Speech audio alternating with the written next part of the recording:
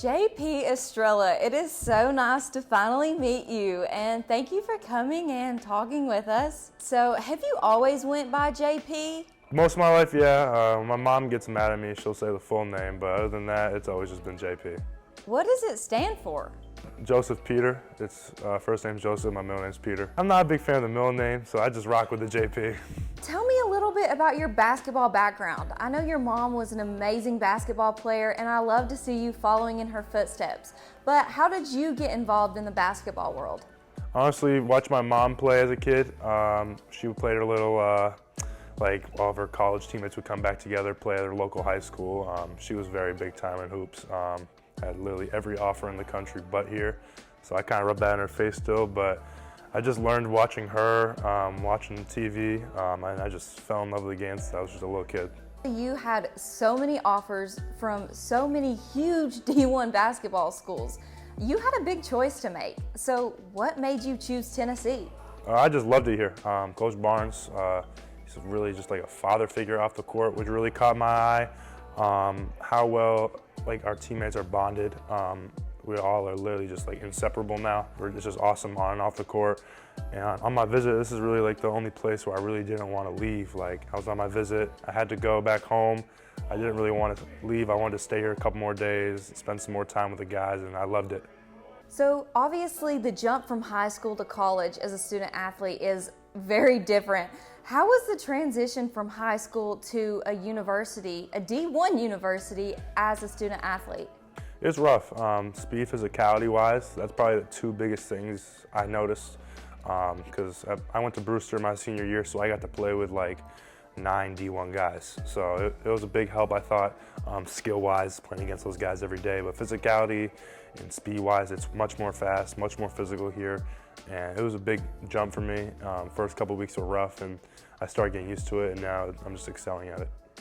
So I know obviously Tennessee is a lot different from Maine. So how has the Tennessee life been treating you so far? It's been awesome. I love it. The weather, it was good in the summer. It's starting to get back down in the Maine weather now, but I'm loving it still. The people here are awesome. I've made just a ton of new friends, not just my teammates, of course, but just other students as well.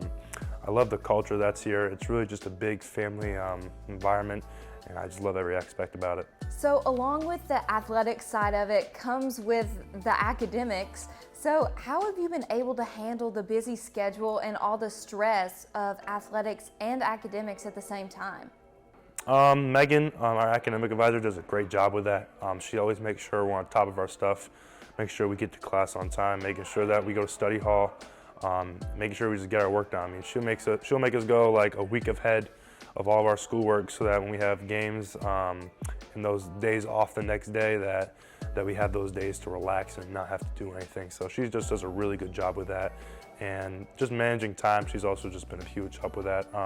Giving us schedules that we can look at every day. It's just been huge for us. So you're the only freshman that has been able to get minutes in these big SEC games. What steps have you taken on and off the court to make that happen? I think just battling every day. You know, me, Cam, Kay, Freddie, we've been going through a lot already from being here, playing against, you know, like for me, for example, battling up guys with like Jonas and Tobey.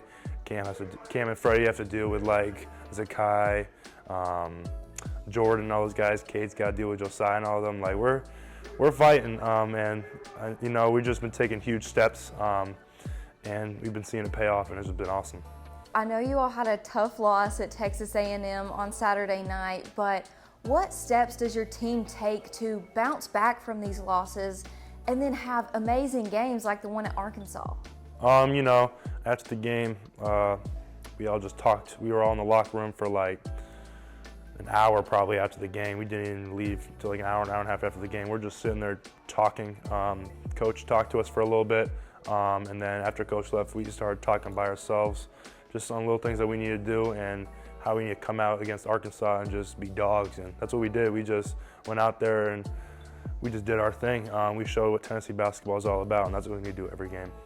Okay, I gotta know, what's the story behind the W sign? Like, how did that start? How has it grown since then? It was I think it was the Michigan State game. I saw our camera, threw up a W, and it kind of just blew up from there. And now, like, when I walk around or something, people will literally look at me and go like this, and I'll go like this back at them. And I find it pretty cool. But then ever since then, it's just been growing, and I've been messing with it and do it after every game now. Well, thank you so much for coming out and talking to us and taking time out of your busy schedule. We hope to see you in many more games and 3 more seasons. Go Vols.